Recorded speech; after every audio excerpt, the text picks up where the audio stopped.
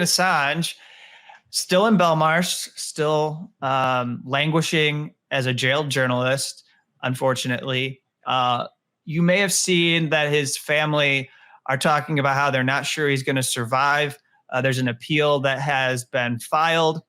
They're out touring this documentary, which I haven't been able to see yet, called Ithaca, but his brother worked on it with some other filmmaker. And I'm hoping that at some point they're going to do dates here in the US so I can go see this film that was put together. But it's Australia. There's been some great movement politically. The government there is increasingly talking about Julian Assange. They haven't taken concrete action, but there's been lip service, at least paid, towards taking care of their citizen. Just to remind people, Julian Assange is an Australian citizen. He's not an American citizen. He's not from here. It's one of the most ludicrous parts of this case that we think we can impose our law against Julian Assange. Like he has to follow U.S. politics, that he has to obey orthodoxy, that he has to, do what Hillary Clinton says. And if he doesn't, then he should be prosecuted by our Justice Department.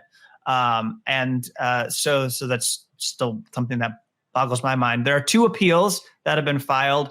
I'm not looking forward, but in the future, I'm going to cover those hearings. I would suspect the High Court of Justice has to decide to take those appeals, but there's one against Home Office Secretary Priti Patel, who's just, as bad as Nancy Pelosi, if not worse, as a human being.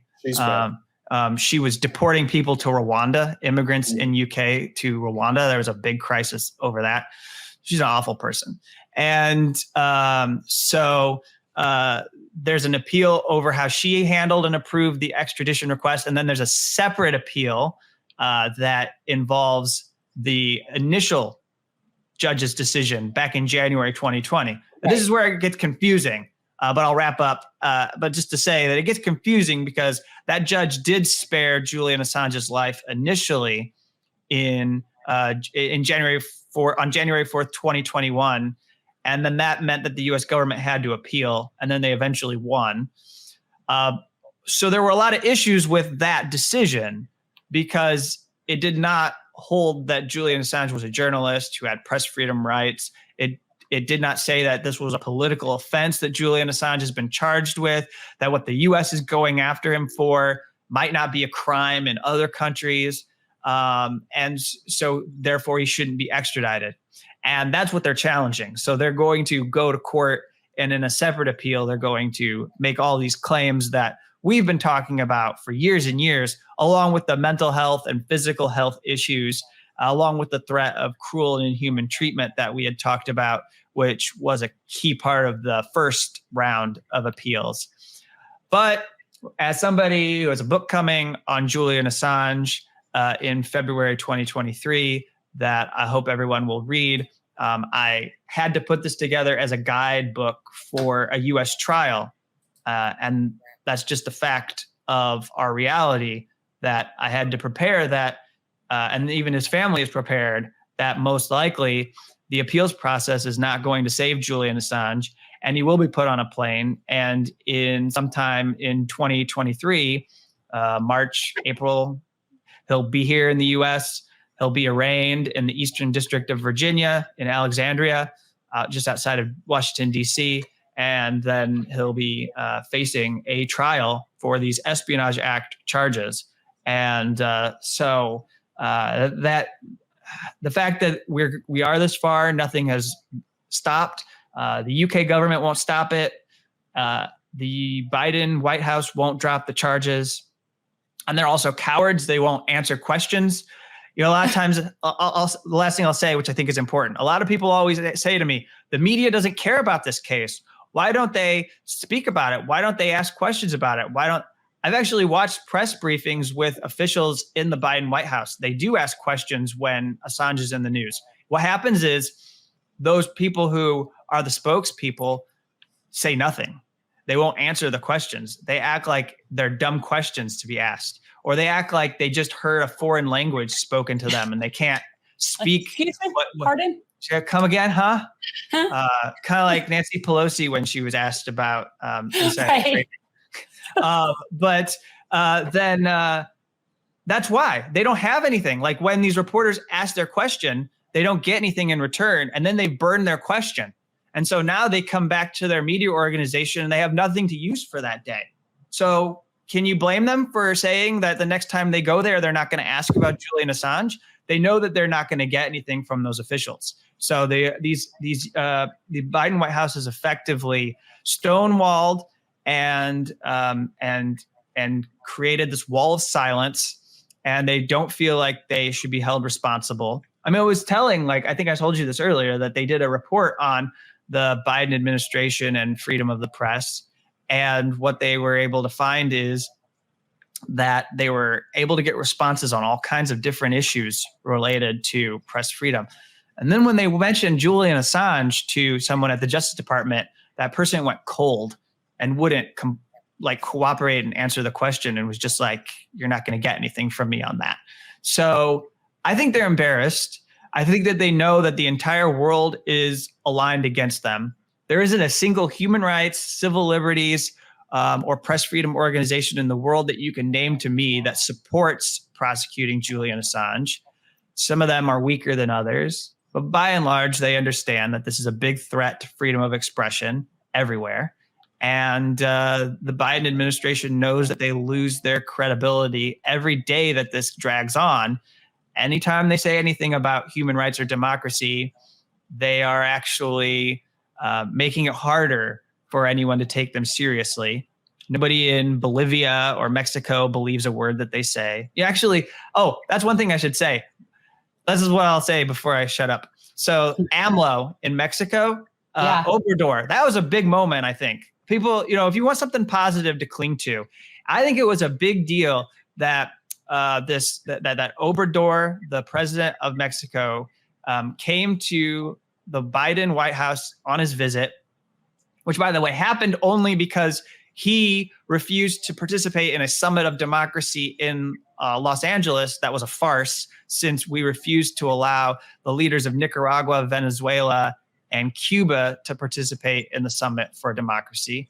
So they said, well, we're not going to be going. We won't go. We'll boycott. And then Bolivia boycotted, and Honduras boycotted, and other countries joined. So you only had like half of Latin America at the Summit for Democracy.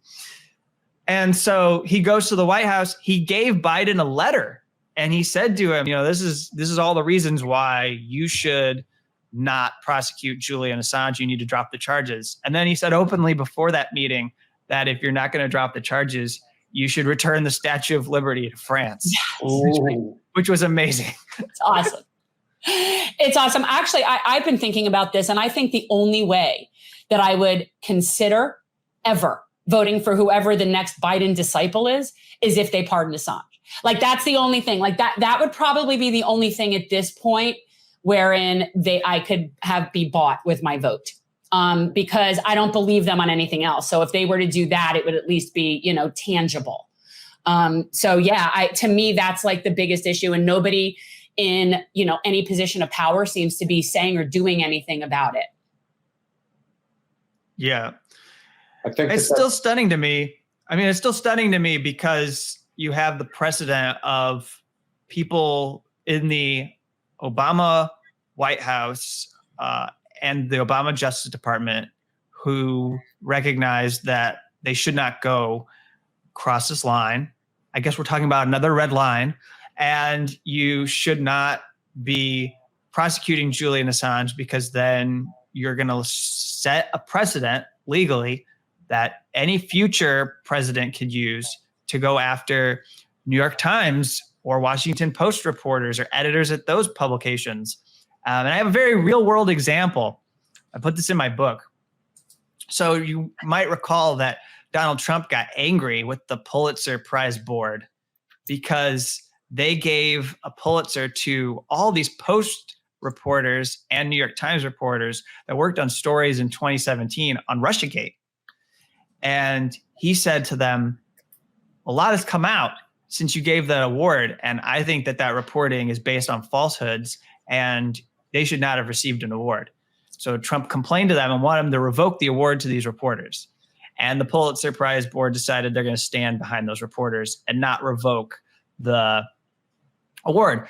But I use this to illustrate the fact that whoever is the next Trump disciple or whoever is the next extreme far-right fascist Republican may not stop at calling the press enemies of the state, may actually go a step further, whether it's Mike Pompeo or somebody else, in having their Justice Department go after reporters in order to stop them from doing reporting that exposes what the administration is doing, especially if they feel like, the language of the Espionage Act is one in which I could easily see a Republican explicitly manipulating. It's anyone who will publish information with the intent to cause injury to the United States.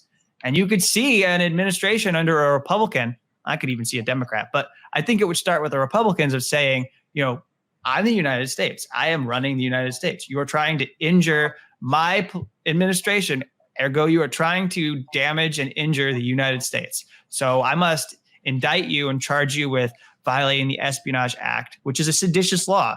So that's all these are. This is a law left over from the early 1900s when they went after people. It's an anti-communist law, and it was used to go after the left wing primarily. And so this is something that you could easily see a Republican go after establishment reporters. So we can't sit here and pretend like they're safe. And so all the people in the Obama White House knew that, in the Obama Justice Department knew that, and many of them came back with Biden. Some of them got even better jobs than they had when they worked for Obama. And yet, I think it shows you the creep in our society that we've had this drift more and more towards fascism. And it's still stunning to me that people don't always have the epiphany in their minds that they should. When we look at how there are people in the Republican Party who are leaving the party to become Democrats because it's getting too extreme, but then the Democratic Party doesn't move in a more sane direction. It actually keeps on drifting further and further toward the right. So all we're saying is, instead of having a center left and maybe a right wing party, we now have a right of center party and an extreme party. No, you have a right of center party, and then you have a right wing party, or a fascist party. You have a fascist party and you have a right of center party.